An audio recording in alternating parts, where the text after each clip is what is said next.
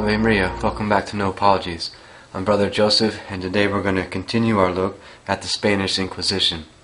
And we want to show that much of the scandal and misunderstanding against the Inquisition, and therefore against the Catholic Church, is often rooted in grossly exaggerated ideas and numbers.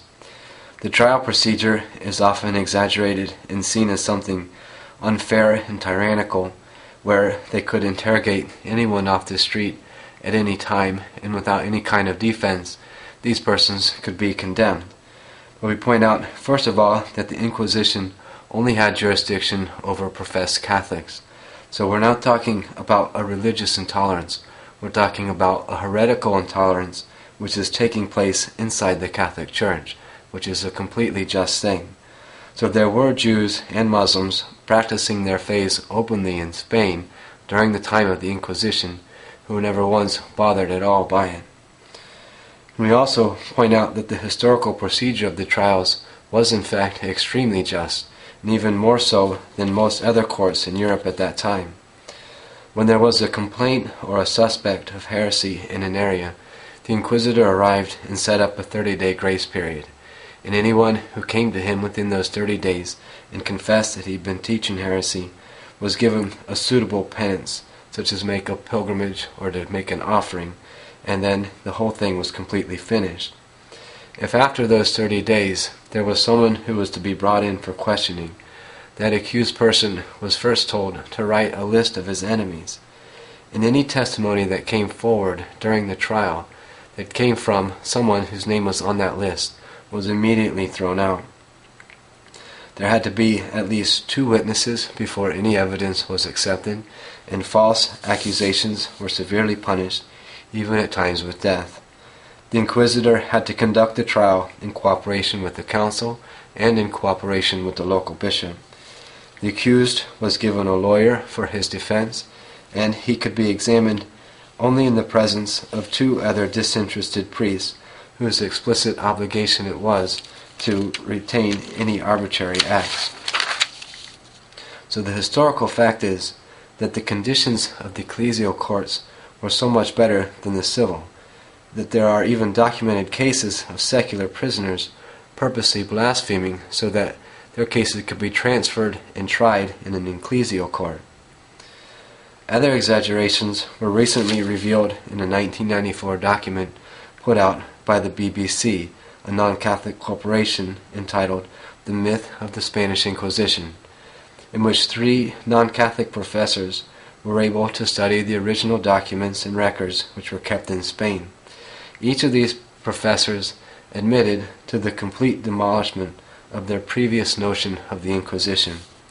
One of the exaggerations brought out was the punishment and torture that was inflicted through the Inquisition.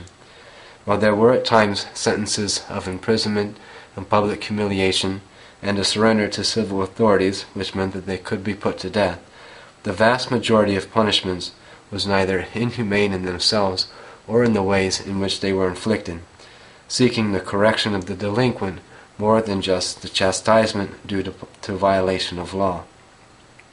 Most frequently it was good works that were ordered, such as building a church, making a pilgrimage, offering a candle or a chalice, or even lighter, such as just to hear a mass or to observe a fast.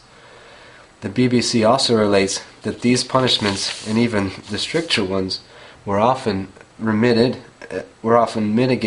or even remitted altogether based on the petition of a third party or even the petition of the accused person themselves, which they would base on old age or poverty or sickness. So in the records there are frequently found life imprisonments being reduced to just a fine, and then later that being reduced to just an alms, and participation in a crusade being reduced to a pilgrimage and then to a visit of some neighboring church. A son once obtained his father's release just simply by asking and giving no other further special reasons to base it on, and there are also many examples of prisoners being permitted to leave for extended periods of time, say to recover from a sickness or to care for some ill parents. So the documentary declares that as a whole the Inquisition was carried out humanely. That's not to say that there weren't at times abuses, times of excessive punishment or overly aggressive actions. But as the documentary points out, that compared to other tribunals and other countries where these things were absolutely commonplace, the Inquisition comes out ahead. We'd also point out that yes, it's a historical fact that corrections were made from Rome when complaints reached their ear. These corrections threatened disposition and commanded that the inquisitors would act only in conjunction with the local bishops. But the very fact that these corrections were made is proof that the abusers were acting according to their own minds, not to the mind of the church. And a final exaggeration is the number of people who were actually put to death. The BBC relates that during its 100-year prime of the 16th century, there were only 40 to 50 people who were put to death, and there can be found no other evidence to suggest any number higher than that, especially not the millions which we sometimes hear. So if all these things that I've just mentioned are true, then how do we account for the horrors and numbers which we often find in the modern mind? The three professors traced the history of the myth to a piece of propaganda written by a man named Montanus, who wrote in the year 1567 a document called A Discovery and Plain Declaration of Sundry and Subtle Practices of the Holy Inquisition of Spain. It was published in 5 different languages and was dispersed throughout all of Europe. So in it, Montanus masquerades as a Protestant victim of the Inquisition, relating all the supposed horrors that it brought. So it's this piece of propaganda that began the myth and gave to the world an image of the Inquisition that has still persisted even to this day.